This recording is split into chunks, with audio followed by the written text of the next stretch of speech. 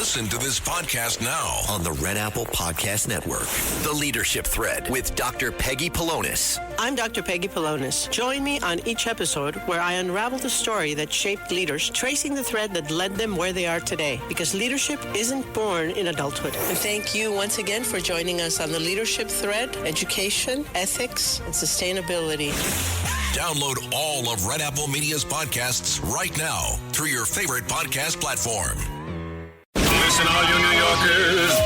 Excuse me, taxi. Okay, we're looking around. This is the 77 WABC minicast. American radio at its very best with Walter Sterling and the legendary Dave Scott. Dave, in Canada, how cold is it? It was about 73 degrees here today. Exactly. That's my point. Canada is as warm as Bermuda today. Move to Canada. I love it. Don't you love it when we hear celebrities saying they're going to move to Canada?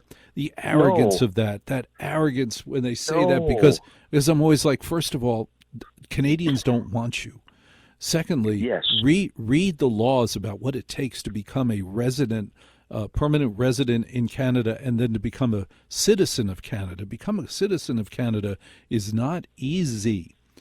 You have to live in Canada. I've studied this, Dave. You have to live in Canada for 4 years.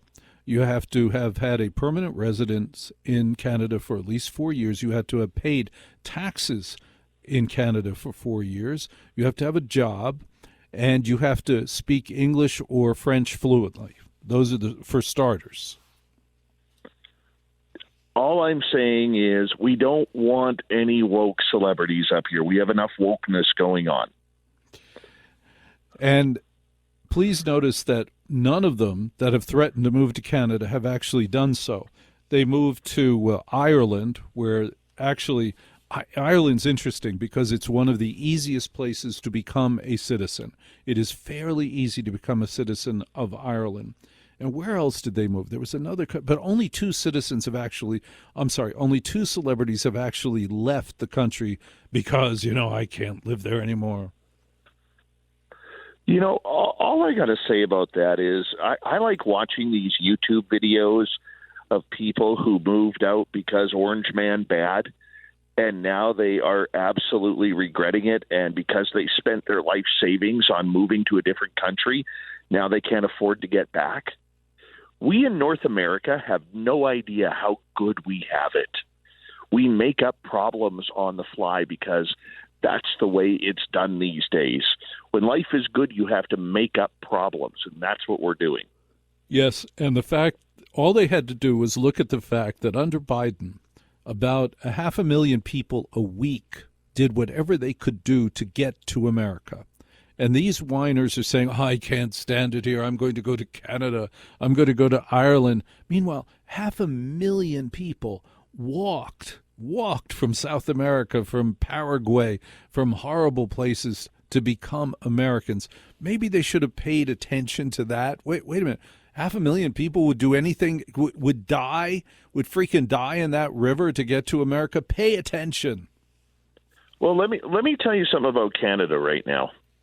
Okay, we're not in a good spot. Did you know that our local newspapers cannot post on social media? Wow, why? Because it is some part of some government rule that came out that social media, they cannot post on there, especially on Facebook. Also, we have a doctor shortage. So, for instance, my hospital in my town has been closed 7 times. The emergency room has been closed 7 times since the beginning of the year because we do not have enough doctors. The doctor shortage worldwide is always surprising to me. The population of the United States of America being about 300 million, do you know how many doctors are in the United States of America? I have no clue. I was stunned when I saw it, and it's true. It's about 850,000. That's it. Really? Yeah, I'm like, really? We don't have quite 1 million doctors for a population of over 300 million. That's ridiculous. It is. I thought it would have been way more. Yeah, me too.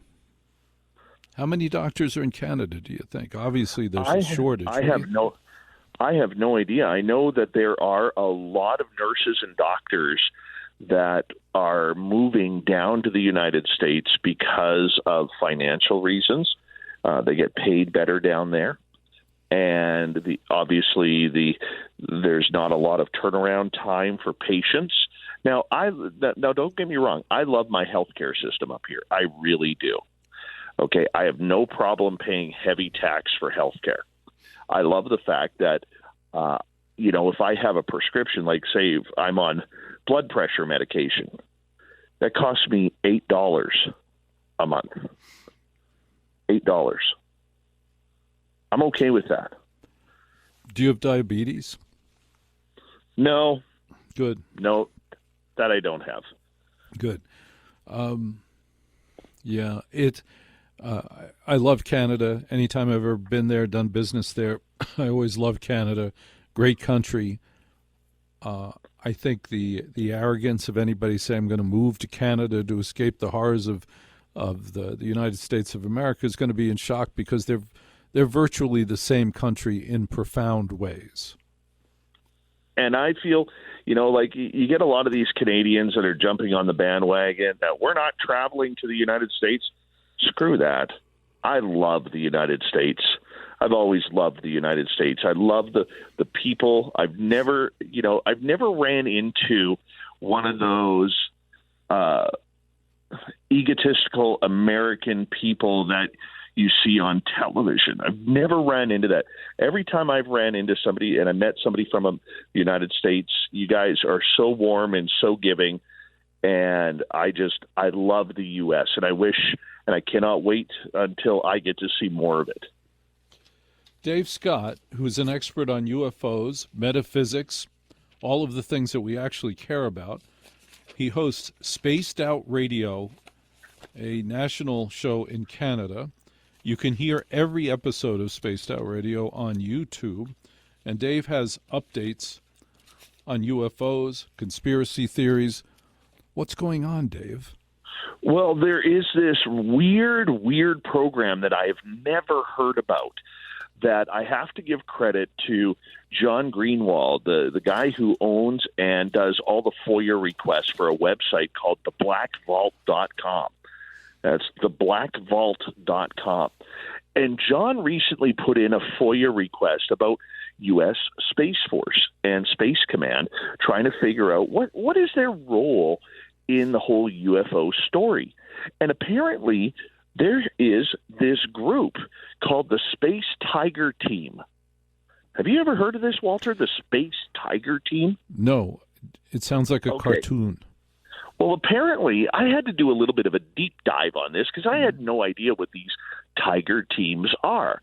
Well, apparently, you can have a tiger team that goes in and cleans up the messes when, say, there are programs or foundations or some sort of illegal activity or activity that's not above board. They send in these tiger teams to go and basically they're like Mr. Fix-It. They go, they bring in their team, they clean up the paperwork, or if it's in a war zone, they clean up the war zone, and they take care of things. Well, he apparently found out about the U.S. Space Force having this Space Tiger Team. Now, their role really isn't defined on anything. He wasn't able to get that, but he was able to get confirmation that this team exists, and he believes that it is around UFOs. Now, what would that be? Well, it could be crash retrievals. It could be keeping an eye in space to see if there are any aircraft of unknown origin coming into Earth's atmosphere. And this Tiger Team apparently is the one who does alerts and does all sorts of technological studies on what is really going on with the UFOs, and if any other country are putting things in space that maybe shouldn't be there, maybe weaponry, maybe some sort of laser-guided defense systems or anything like that. So I was really shocked and profound to actually learn that there is this team called the Space Tiger Team, and I wish there was more information. Now, John Greenwald states that he is looking up. He is putting more FOIA requests to learn about the Space Tiger team and what exactly that they do. But apparently this team has been around for a couple of years, and their job, once again, is to make sure that there are no leaks within the UFO story on anything getting through that maybe the United States shouldn't know about.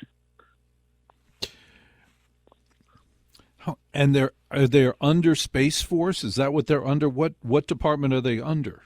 They're under Space Force, and apparently U.S. Space Command is also a part of this program, as well as there are these Tiger teams within the Department of Energy, the NSA, the NRO, the National Reconnaissance Organization, and they are the ones who look into this subject. Now, I'm sure there's probably some three-lettered agency people listening in right now who are probably laughing at my description of it all, saying this guy doesn't know much. But this is a brand new topic that I just learned about. And once again, I have to learn more about this. But John, what else could it possibly be? What the source of this information was? That from the Freedom of Information Act? What was the source? So that's what it is. That's what it is. Yes. It's a clean up a mess organization oriented toward UFOs. Yes. Wow. Maybe you could, probably there isn't an age thing on it. Maybe you could get to be a part of it. I would love to. I would love to. Why not?